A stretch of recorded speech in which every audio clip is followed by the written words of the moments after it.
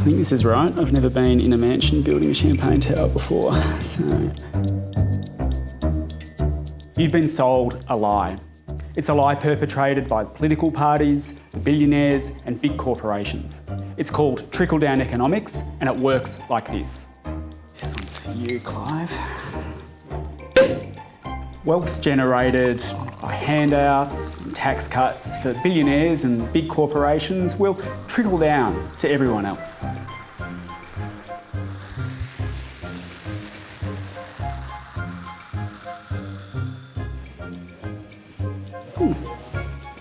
Still, none of it's got down to the bottom.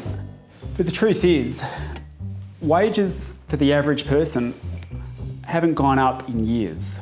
Meanwhile, the rich are getting richer and 1 in 3 big corporations pays no tax. For most of us, the pandemic was and still is one of the hardest things that we've had to endure. 1.5 million people lost their incomes.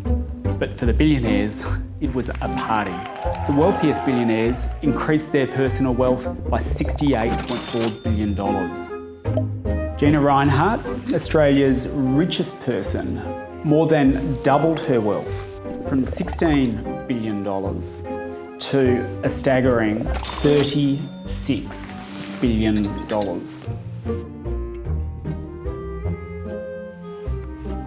Big corporations laid off employees and lined their pockets by collecting publicly funded JobKeeper payments. Harvey Norman took $21 million in JobKeeper payments, while profits doubled to a whopping $465 million. Billionaire chairman Gerry Harvey refuses to pay the money back. Seven West Media took $55 million in JobKeeper. They then booked $87 million in half-yearly profits. And if that's not enough, Chairman Kerry Stokes, who's also a billionaire, then bought himself a private jet worth $94 million. $24.3 million in executive bonuses was paid out by big corporations that received JobKeeper. And the total profit received by just 65 corporations that received JobKeeper, $8.6 billion.